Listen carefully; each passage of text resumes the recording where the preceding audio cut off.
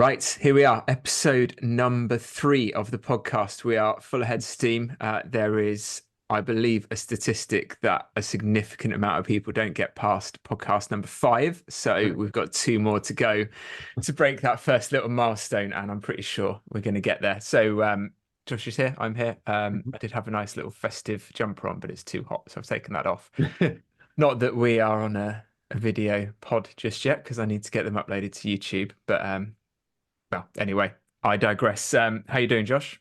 Yep, good. Had a busy day, lots of coaching sessions and then some nutrition work and a little bit of a break in the afternoon where I got to do some of my own training, which was a bit of auto-regulation needed just on account of how tired I am today. But other than that, it was a worthwhile session. Good, A quick good. one athlete, but yeah. Very nice, very Yeah. nice. Yeah, I had a few clients this morning. Mhm. I trained, or my coach trained me, so we did some strongman stuff, work on my overhead, and we Mhm. did some Atlas stones, which I haven't done for ages, and felt like made a little bit of a breakthrough with the technique because he is very good at Atlas stones. So he's Yeah. passing on those gems of wisdom to me. I feel a bit battered and bruised tonight, so straight after. Are you booked into a competition at any point? I am, yeah, February. Yeah, February at Valkyrie HQ. We've got Hmm. there's a under 90 kilo men's comp.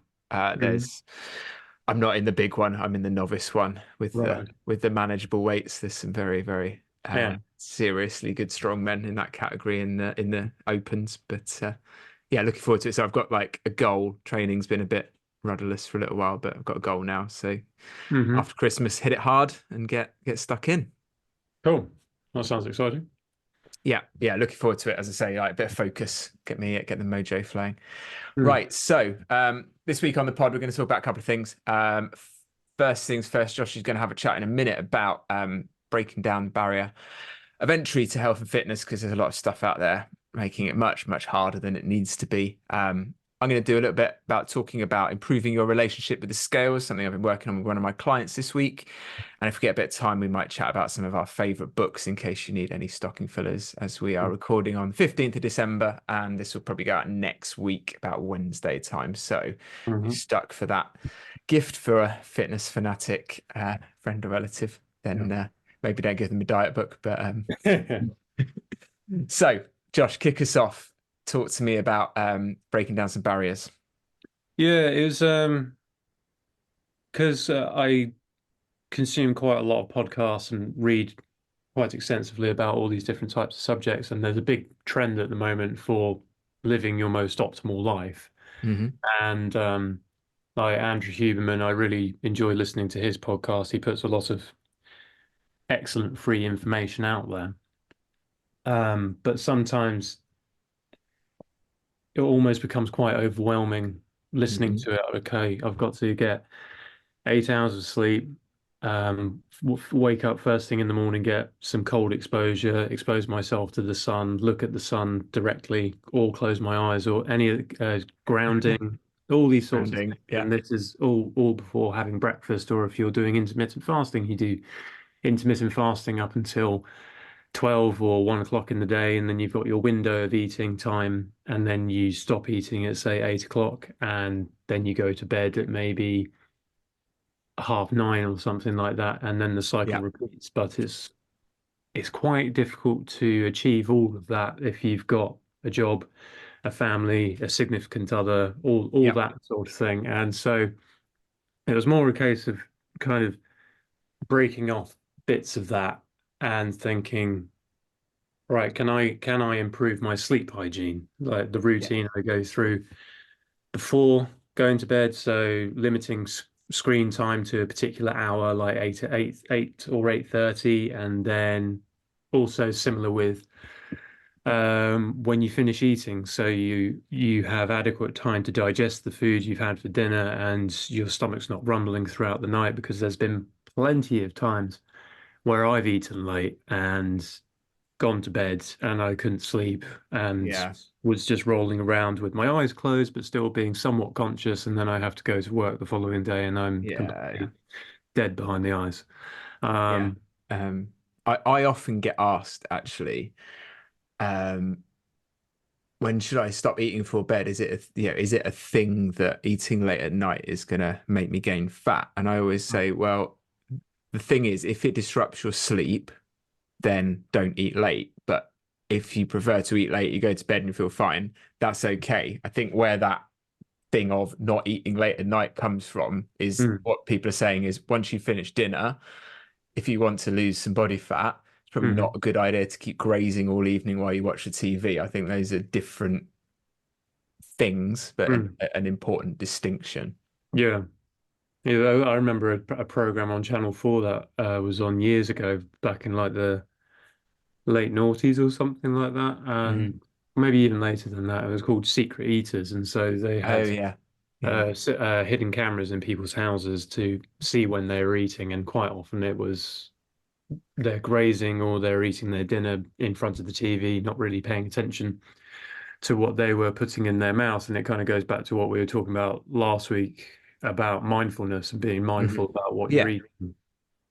Um, and that's another small win, if you want to call it that. You can incorporate that into the daily routine. So, like, what am I having for breakfast? What am I having for lunch, dinner?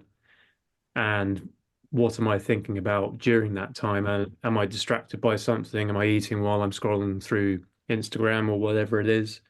Or am I Mhm. actually taking the time to set that to one side, think about what I'm eating, enjoy what I'm eating, and then move on from there, basically? Yeah, perfect. I think as well, like there's so much information out there. I think that in itself can be overwhelming. That's part of the reason we're here to try and simplify it a little bit, and hopefully we don't fall into that trap of becoming overwhelming ourselves and kind of giving No. people too much knowledge. But one thing I see a lot, and I think this is possibly why these types of information streams are attractive, is quite a lot of people are would dub themselves a perfectionist Hmm. and are always looking to do things to like an A star level, an A plus level, where everything has to be perfect. I see this a little bit in high performers, um, clearly, Yeah. but a lot of the best performers will have, they'll have incredibly high standards, but they'll also realize when to fight the battle of perfectionism. Hmm. And what I see it a little bit in the gym, and especially we talked about me doing strongman earlier. Some strongman competitors, male and female, Hmm. it tends to be the ones just observationally that are naturally stronger Yeah. when they're new to it, or even perhaps when they're not. They pick up they do a lift or they do an event and they'll do it well, but the technique won't look beautiful or it won't move very quickly and look Hmm. effortless. Yeah. And then they're really frustrated, which is, 84 kilo ringing wet guy trying to compete in that world is like, Mm. well, it should look hard. It's okay for it to look hard. And Hmm. actually, if it looks really easy and effortless, maybe that's not heavy enough for you. Maybe that's not challenging enough for you. Yeah. Um, but not everything has to be challenging, but people have this view of perfectionism and it has to be perfect. And, Mm. if I don't go out in the morning and look at the sunshine and walk around in the grass with my bare feet and ground myself and then make the perfect black coffee and Mm. then wake the kids up and like their uniforms for school is looking perfect. And, it just becomes this impossible task to be perfect. Yeah. Literally talking to a client last week who's perhaps in that bracket a little bit, a mum of two young children, high powered job. And Hmm. I was like, we've got to stop having this. You are achieving a lot in the week with your health and fitness. We talk, you've gone to the gym twice this week, despite the kids being sick, despite work being mental. Food has broadly been on point, but you keep adding steps of, oh, Right. but I wanted to do this thing and this thing and this thing and this thing on top of that. And I was like, we need Mm. to like distill it down into stuff that's almost so simple you can't miss. Hmm. And that's not to say the goal has to be boringly easy, but sometimes the goal needs to be a bit easier than these things and pick the easy thing that makes the biggest impact. Yeah. Yeah, I agree with that. I mean, as it relates to like working out and things like that, there's been as you get more advanced. I mean, strongman is an advanced training style, Yes, and somewhat. Yeah, yeah, I mean, sometimes it's like just brute strength and muscling ways through things, but yeah, then there's still quite a lot of technical aspects that they have from. You can see bits of Olympic lifting and yeah, yeah, powerlifting all combined with all the other stuff of moving odd objects over distances and stuff like that. And seeing someone who's seasoned at it, like James Matthews, for yeah. example, um, Shout out to my coach. Tim's coach, it to a novice, they'll just go, "Fuck, I'll never be able to do that." Yeah. But it's years of practice and obviously years of being in the strength and conditioning space for him. And so it's all right to go, I don't think I'll be able to do that. But you have to also understand that he's like with any craft, Mm, you do it for a long time and you end up in a flow state and it just looks effortless. And it's yeah. not to say that you can't get there. You can absolutely get there.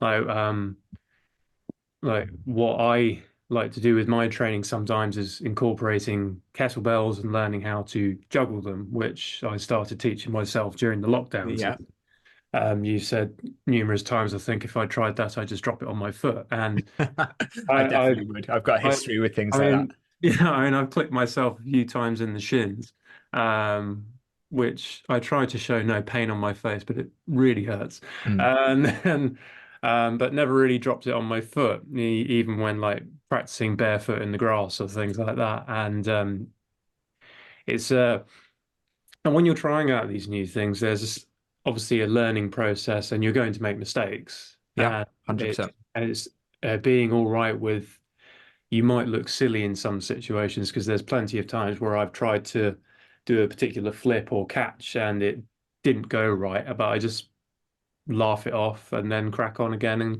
continue. 100%. 100%. Like, so that's a really good take home point. If you're still in the position where you're predisposed to perfectionism around health, nutrition, whatever that is, I realize that I said it in podcast number one, we're going to suck at podcasting when we Mm, start. Like, you could probably Google it. There's probably a video with Dave Grohl where he talks about the Foo Fighters, and he said we stood in our garage and we sucked for about 2 years at yeah. least, and then things, we just got better by Mm, sucking every day.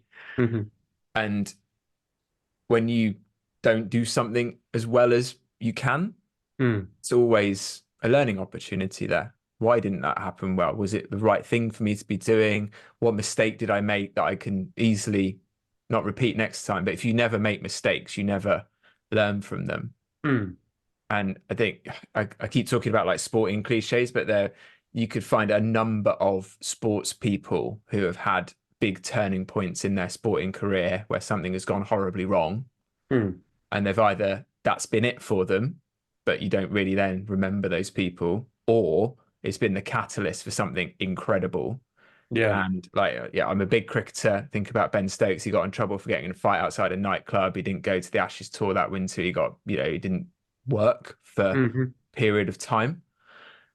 He came out the other side of that 10 times the player that he was when he went into it, just by taking on board all of those learnings, and just he just doubled down and got even more professional, and literally nobody can touch him on a work rate Right. level in the team. Yeah. They were at times the coaches were telling him to slow down and stuff, but the drive was so hard because he almost had it all taken away from him, Hmm. that then everyone remembers like the miraculous things he's done on the field, but it's that was the catalyst for it, Mm. getting it horribly wrong. Hmm. There's it'll probably tie into the subject we're going to talk about in a little bit of book recommendations, but one of them was Extreme Ownership by Jocko Willink, and I Great also one. yeah, really good.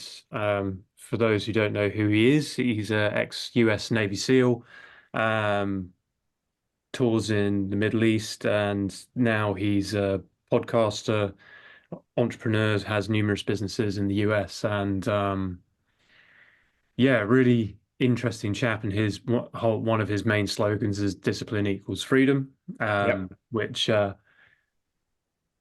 think is a great motto to have. There's another chap I follow who's a YouTube weightlifting content creator called Zach Talander. He Okay. had a similar one, which is well, two, no excuses, just improve. And then there was another one which is low expectations, high standards. Nice.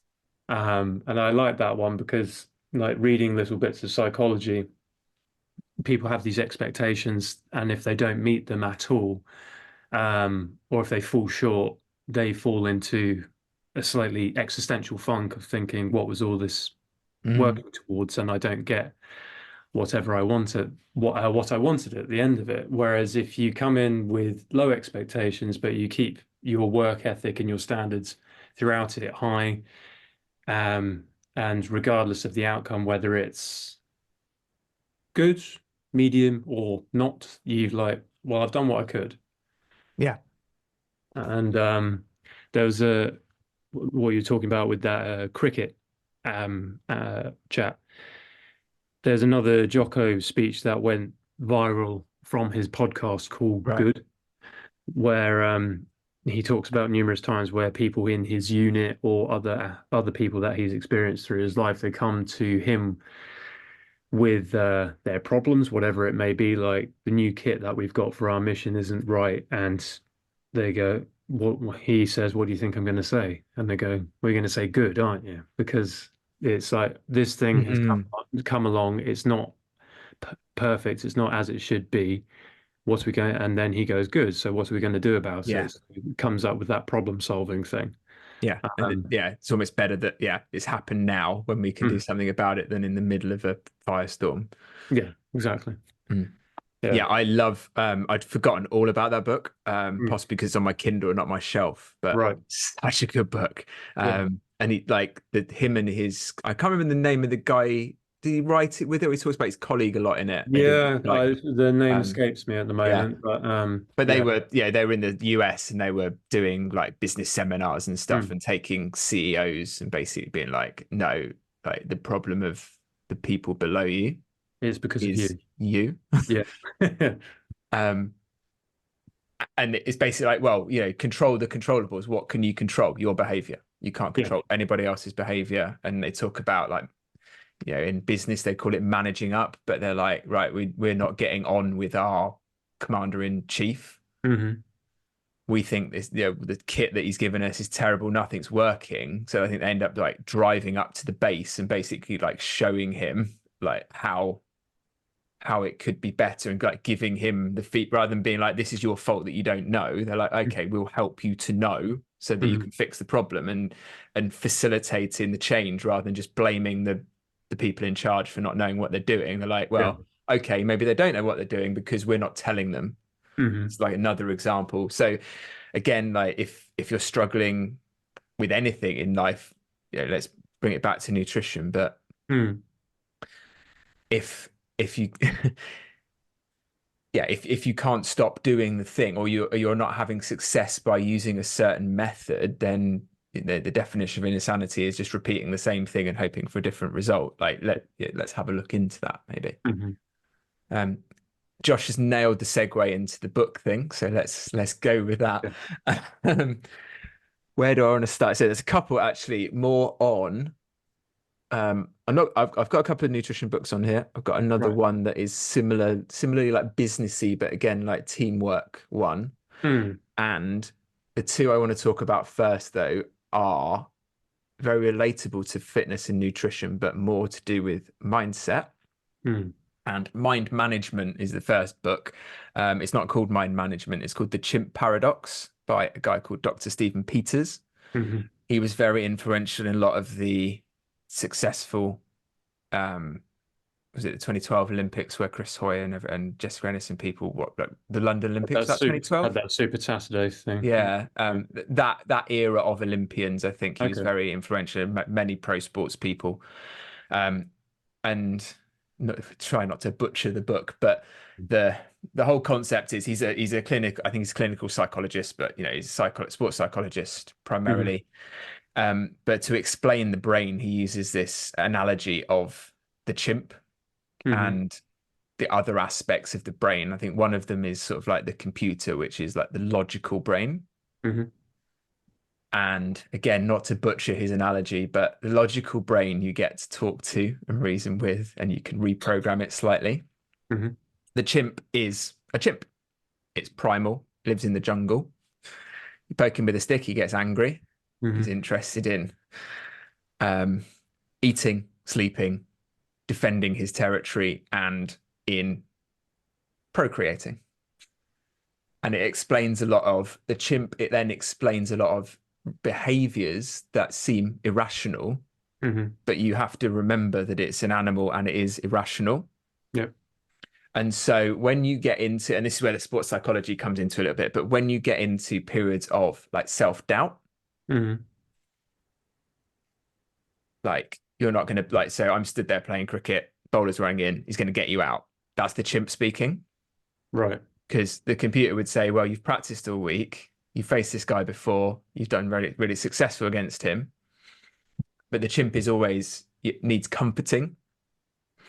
So, and again, like unwanted behaviors tend to be that chimp, and the chimp reacts instantly, whereas the computer takes a little bit more time. So the whole concept of the book is you've got to manage this little primal thing that's the devil sat on your shoulder, Right. and you can't just lock him up, and you can't tell him to piss off, and you because he's going to get angry and sad, and you need to like nurture this Yeah.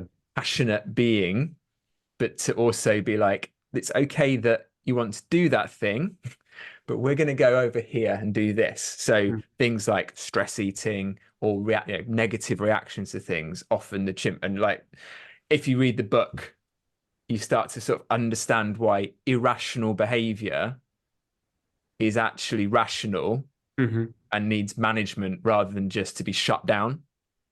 Does Okay. that make sense? Yeah. Yeah.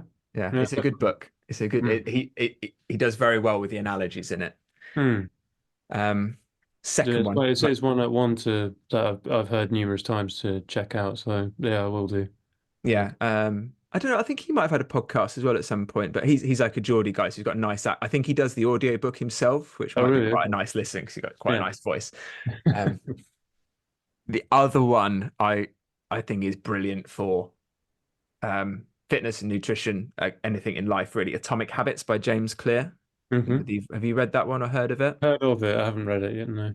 Phenomenal book. He's such a good writer. He writes really, really concisely. Mm. He's got an email newsletter, which is incredible. He just writes so concisely, but everything in that text has power. Hmm. Really, really good at writing, really easy to read book. One concept from the book that I tell a lot of my clients is building habits is hard Hmm. because the other habits we've built, especially if like other habits are unsupportive, breaking habits is hard. So he works on various bits through the book, but one of them is about how to foster a new habit. Okay. So let's say you want to read a book before bedtime. He's like one of the rules is make it obvious, make it easy, make it hard to say no to. Mm. So he's like, right, what you do is you find a habit that you do automatically already. So Mm. he's like, automatic habit, 99.9% of us brush our teeth in the morning and before we go to bed. Right. Hmm. So when you brush your teeth in the morning, you take your book, you put it on top of your pillow. Then when you come to bedtime, go to get into bed, the book's on your pillow. You have to pick it up and move it to get into bed if you want to go to sleep and not read. Right. And Yeah. then he says, like, part of that, and he calls it a habit stack. So the habit stack is I brush my teeth. The stack is I'm going to put my book on my pillow when I do that. So that when I Mm. come to bedtime, it's obvious that what I need to do, which is to read. You make it difficult to say no to because you've got to pick the book up to go to bed. And the other factor he says of making it difficult to say no to is you make yourself a deal, which goes right back to the start of the podcast and making it easy to make a change Yeah. or to break down barriers. I only have to read one page of the book. Hmm. I said 9 times out of 10, you made that deal with yourself, you end up reading more than one page. Yeah. Yeah. One that a similar one, like, so reverse it into something to do with nutrition. Mm. Let's say you always have a biscuit every time you make a cup of tea. Hmm. Rather than see that as willpower, have a look at the environment. Right. If when you flick on the kettle, the biscuit jar is directly above the kettle on the shelf, Hmm. your brain has already made a habit that says tea, biscuit is nice. That dopamine hit of the biscuit being nice, then hardwires that habit into you to say, each time we make a tea, we don't think about it, we just have a biscuit. Yeah. Then you need to make that habit harder, like Hmm. reverse engineer it. So you got to take the biscuit tin and put it somewhere that isn't near the kettle. Right. Sounds blindingly obvious when you put it like that, but little things that make things like that so Hmm. simple. And if your goal is fat loss, your goal is to like reduce junk food or whatever, or saturated fat or whatever, that's a really easy, quick win that has nothing to do with grounding, solar, looking at the sun in the morning, like all this stuff that's really hard. Like Yeah. there's a bunch of easy stuff and quick wins that are quite powerful out there too. Yeah. Yeah, definitely. The last bit about the biscuit reminded me of uh, I think it was like the habits set where it was, yeah, the habits section in the BTN Academy. Yeah, yeah, yeah. Um, I think I stole that from Ben Coomber actually. yeah, it's good. But it kind of explains how, in a basic form, how dopamine works to me, at least. And Yes. then the analogy was you go to a coffee shop, you order your coffee, you get a pastry, you have the pastry, get the dopamine hit. The day after you go to the coffee shop and your brain remembers, hey, we had that pastry. Remember that? That was a good pastry. Let's have it again. And you go, I'm not going to have it today. I'll just have the coffee. And then you have a low hit of mood after that, going, oh, I got excited about having that pastry, but you decided not to. So I'm going to not reward you with that dopamine. So the third day they go back again and go, well, you know what? I'm going to have that pastry with my coffee. And then it gets spiked again. And it it's quite enlightening for me because I've a funny story from like when I was a kid. My mum distinctly remembers there was a friend of mine who was like a year or two older, and she had to go to the dentist. And I asked, why was she going to the dentist? And my mum said, because she's been eating too much sugar, had to have a tooth out. And in my head, it probably, I think I might have mentioned this another time, or Mm. I might be misremembering because I've told it a few times to people. Um, but I heard that, and I must have been about 6 or 7 at the time. I was like, right, I'm not going to have any sugar. And yeah, I don't know why. It was just an instinctive reaction to thinking she's having her teeth pulled out because of this, so I'm not going to do that so I don't lose my teeth.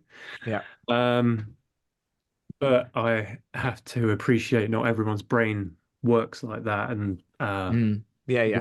when it comes to coaching clients and things like that, you build a picture of where they're at and then find a way in which you can slip into their life basically to help them gradually, bit by bit, create new habits and make better decisions. And then with that help, they then become more autonomous, but they'll still need you there for accountability. Yeah.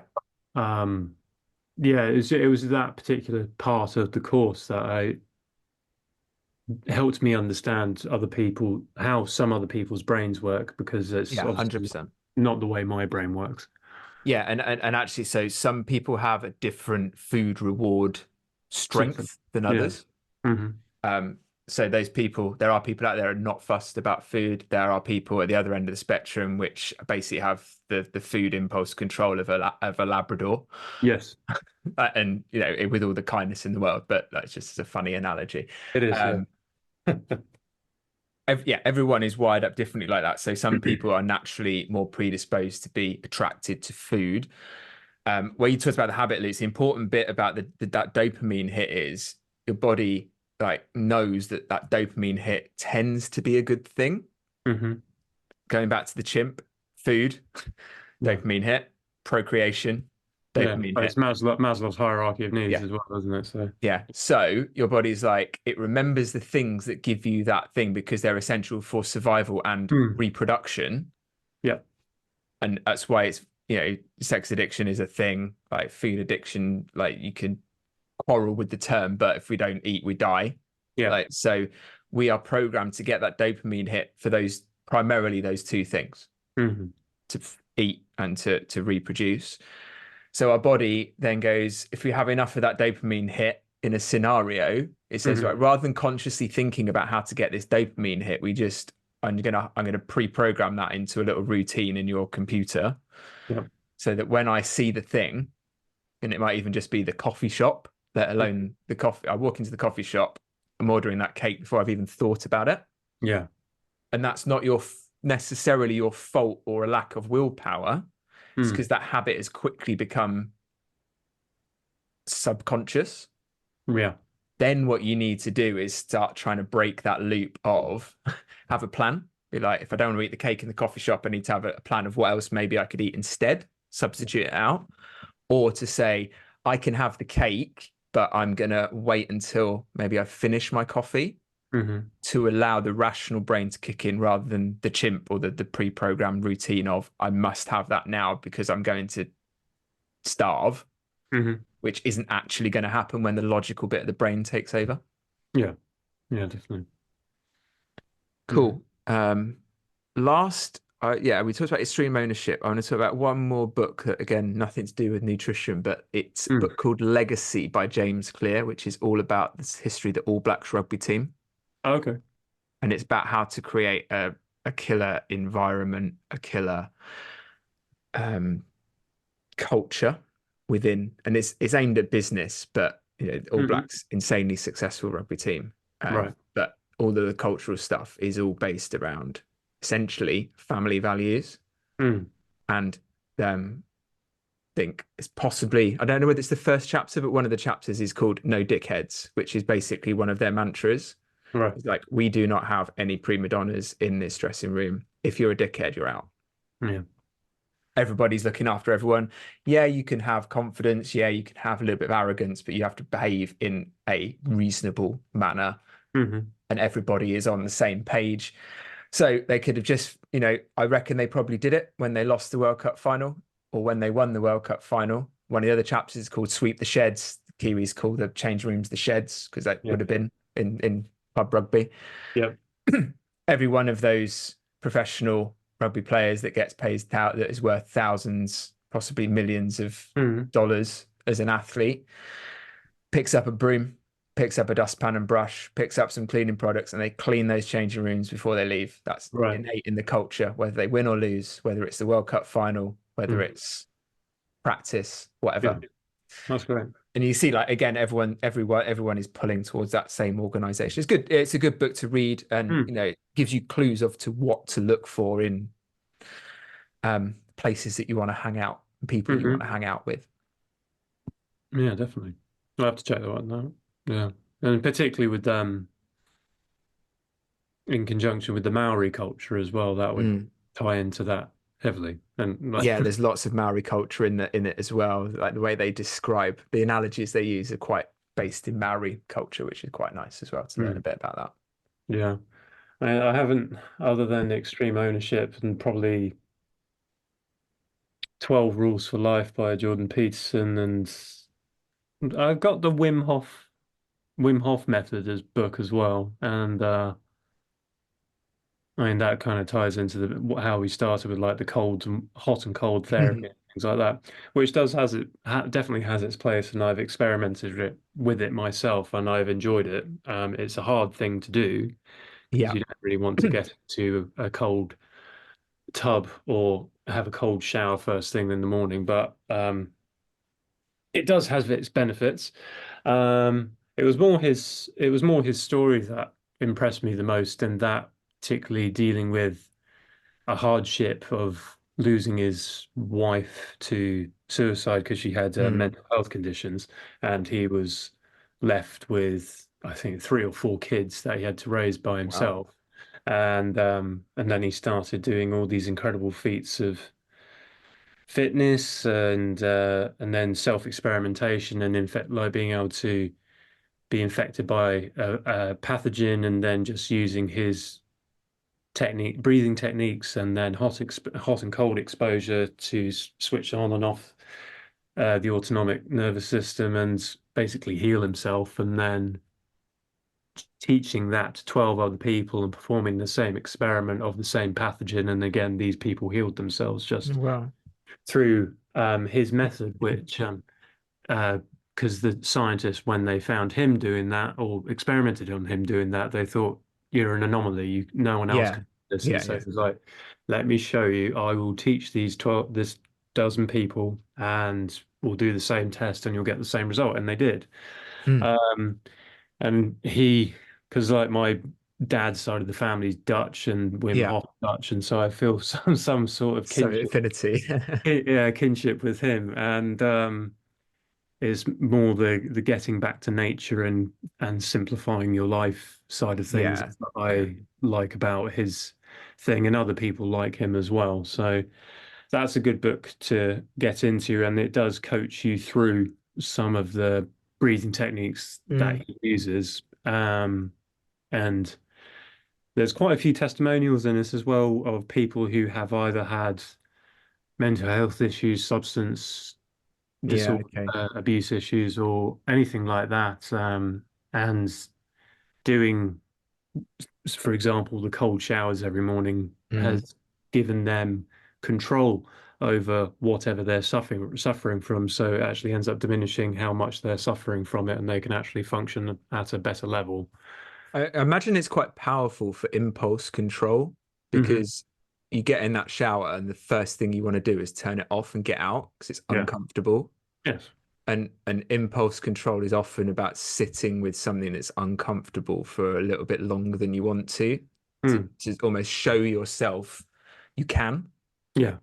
I think that there's probably the biggest power of that cold therapy is to show yourself you can do something hard. Yeah. And it's a simple way of doing something hard because everyone, Everyone, as yeah, far as yeah, it can yeah. has access to cold water, Mm. whether it's in your home or if you go to a local river or stream or something like that and just dunk your head in or something. Yeah.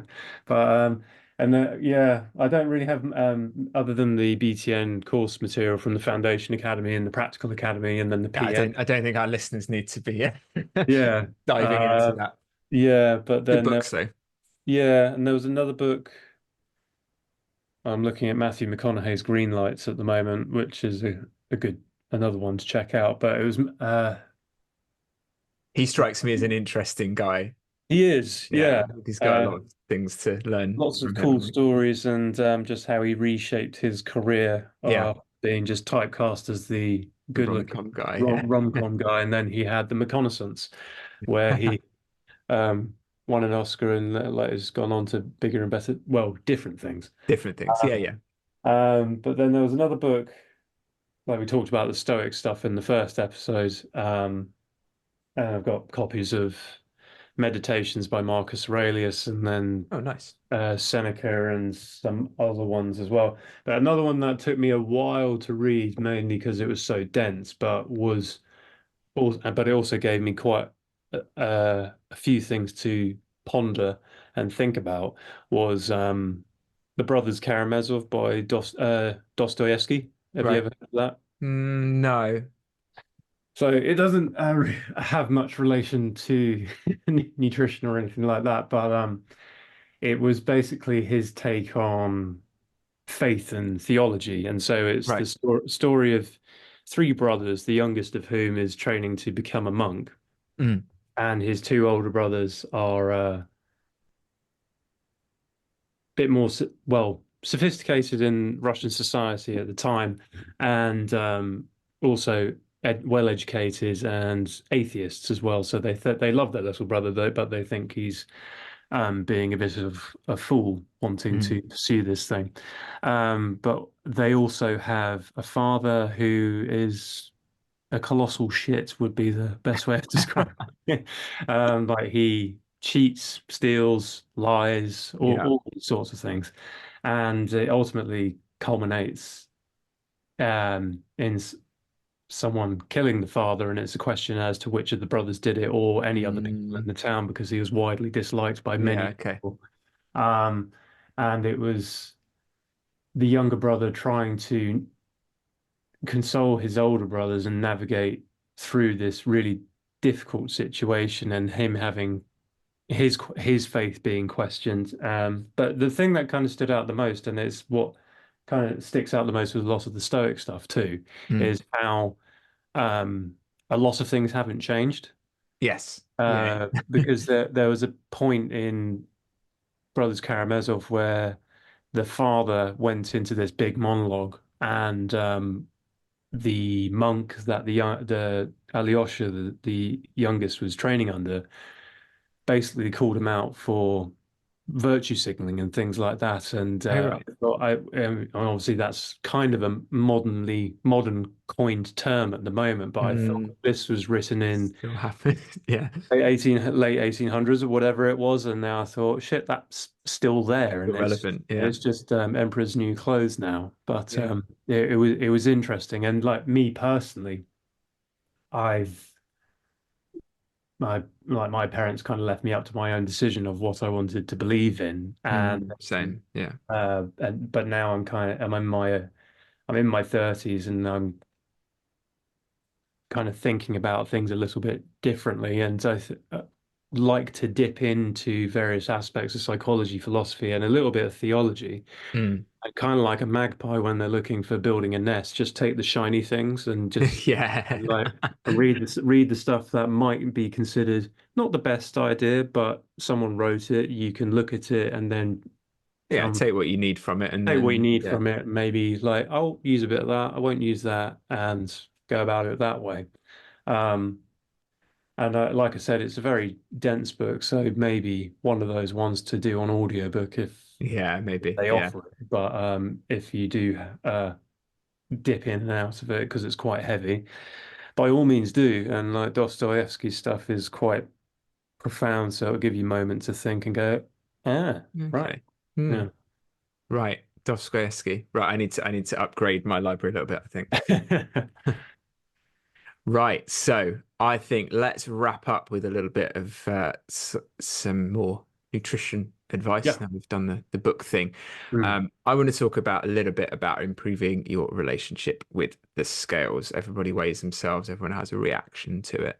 Um, and I think that there's a whole bunch of things that comes into this. Where I want to start with it is I want to talk about the logic. Hmm.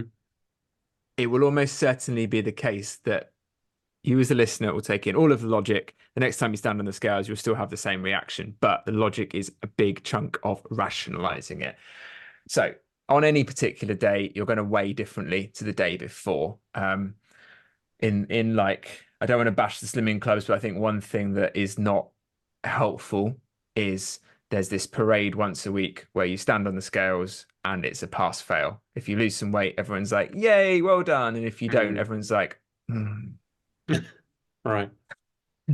And Not that great. cannot possibly set yourself up for like a good relationship with the scales. Right.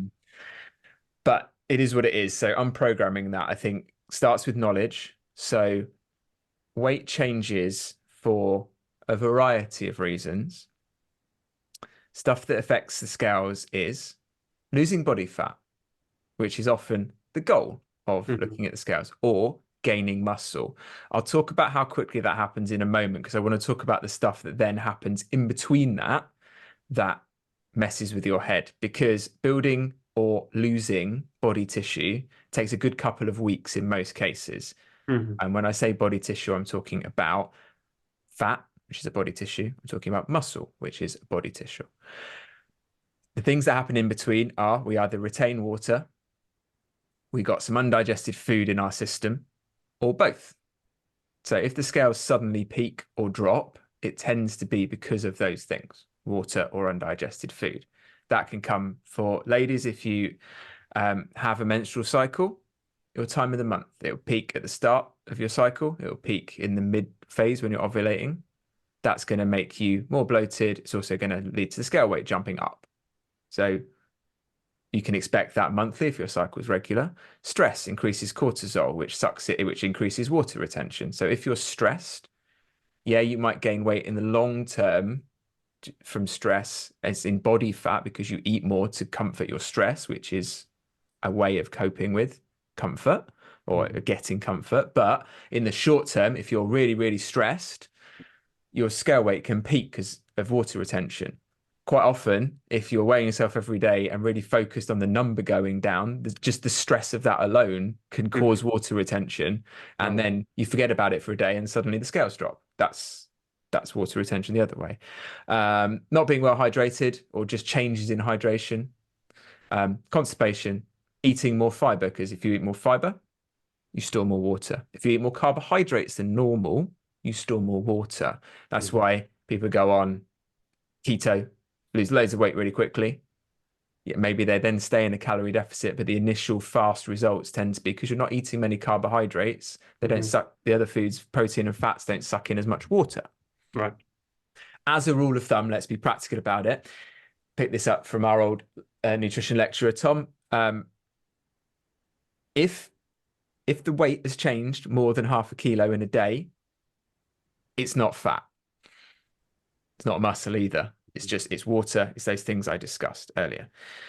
Sometimes, and possibly well-meaningly, sometimes just slightly lazily, people are often told, "Oh, well, you've started working out. You must have gained some muscle, so it's masking that fat loss." Now, in some circumstances, that might be the case, but it's often your coach blowing up your tires or not wanting to deal with the conversation that I've started there, Mhm. because you can't usually outmuscle fat loss because rates of fat loss are 4 times faster than rates of muscle gain. Yeah. If you're overweight, so I'm going to qualify that by on the way the NHS do on BMI, it's not perfect, but if you're in that bracket, Mhm. fat loss, you could lose 1 to 2 pounds a week. If you are not overweight, you're quite lean, you could lose a quarter to half a pound a week. It's possibly the leaner people that maybe muscle loss might be outstripping, muscle gain might be outstripping fat loss. If Mhm. we look at rates of muscle gain for females, zero point 0.7 to 1.4 pounds per month, not per week, per month. And you can lose 1 to 2 pounds of fat per week. For males, 1 to 2 pounds per month. Again, you can lose 1 to 2 pounds per week. If you are a more advanced trainer, you'll gain muscle more slowly than that. Um, and that's evidence-based, that's reference. I got it from a book called Flexible Dieting by Alan Aragon. Possibly not a good one for general pop, but he is a scientific researcher. His work is solid. Those numbers are reflective. So very difficult for muscle gain to outstrip fat loss. It might be that you started exercising, the food you ate then stored more water because the carbohydrates store as glucose in your muscles for future Mhm. use. Might be that you're just carrying more water retention because of the stress of training and inflammation that comes with that. All of those things affect the scale. So to start to tie that all up, don't make what that number on the scales says as a pass fail criteria because it's going to change every single day. Some mornings I wake up and I am over a kilo heavier than I was the day before. Mhm. You cannot gain fat or muscle at that rate. It takes a couple of weeks.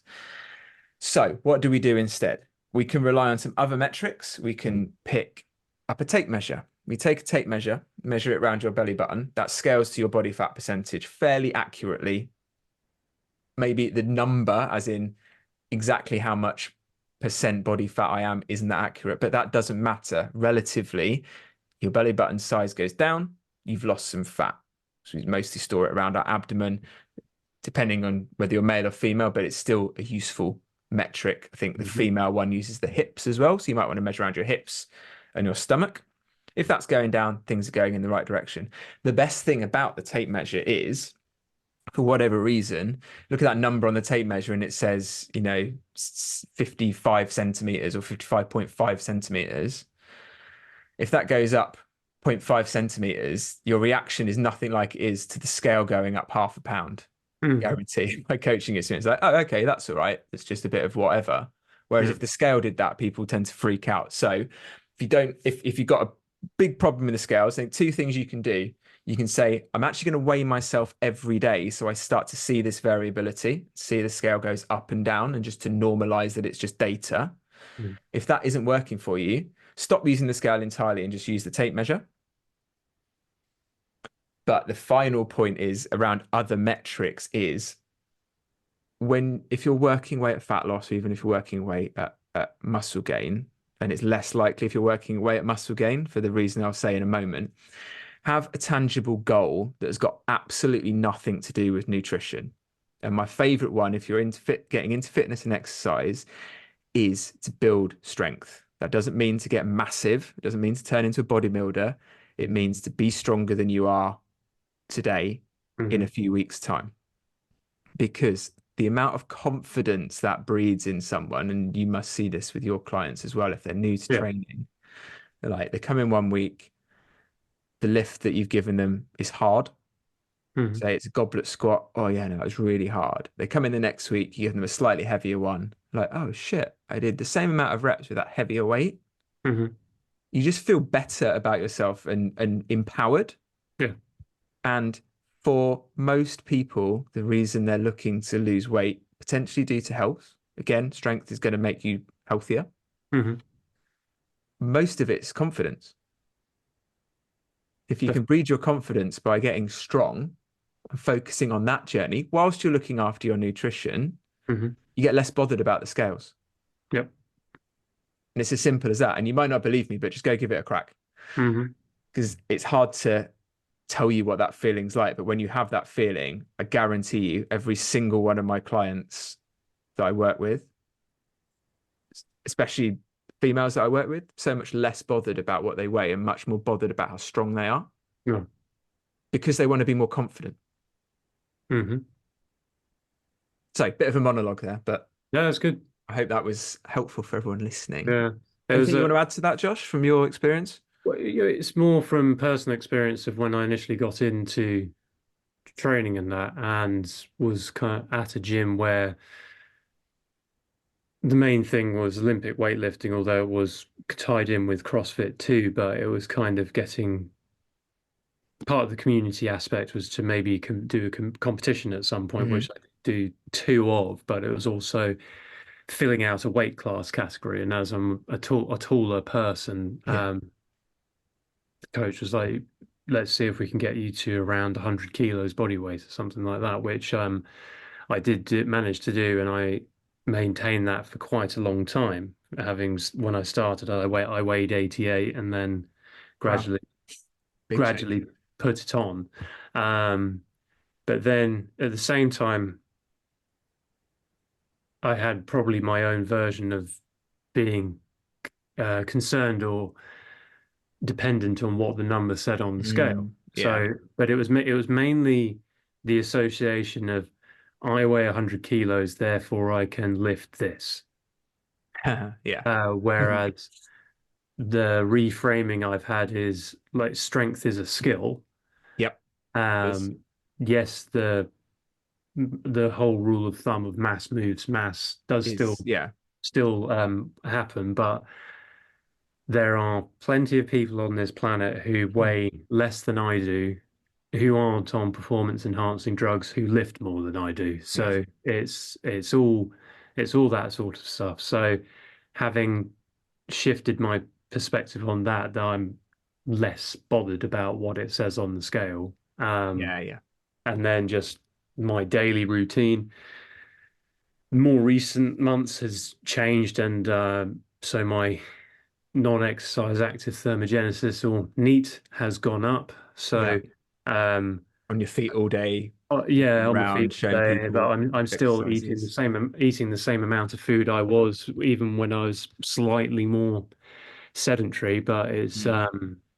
it's all worked itself out. I'm a little bit leaner, but I'm still hitting similar numbers in the gym, Yeah. Perfect. and so it all kind of works out at the end. But Mm. it's yeah, having that initial association. I weigh this, therefore I can do this, rather than like yeah. Yeah. Yeah. Yeah. I get that. I see that with people.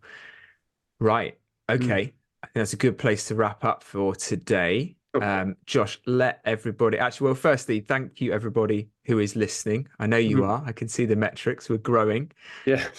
Got a few people who have liked subscribed. If you want to keep doing that, please Mhm. do. Helps us grow as podcast. Share it with people If you want to leave us a review, please do that. If you want to ask us a question, you can contact me on my Instagram at Food Flexibility, or you can email me, tim@foodflexibility.co.uk, or you can chat to Josh. So Josh, let people know where they can find you on social media. Instagram's best place to find me, and that's at Josh Wiebout 90. So Josh and then WIBAUT 90 at the end. And yeah. Yeah, and all of our, including Nick's, all of our Instagram handles are in the episode notes hyperlinked. So you should be able to click on those if you want to check out our profiles. So until next time, we'll make it a wrap there. Next week, it'll be almost Christmas. So I reckon we do a nice festive edition. And I might even wear my Christmas jumper that I was too hot to wear on this podcast. I have one too, so I can. Yeah, let's do that. Yeah.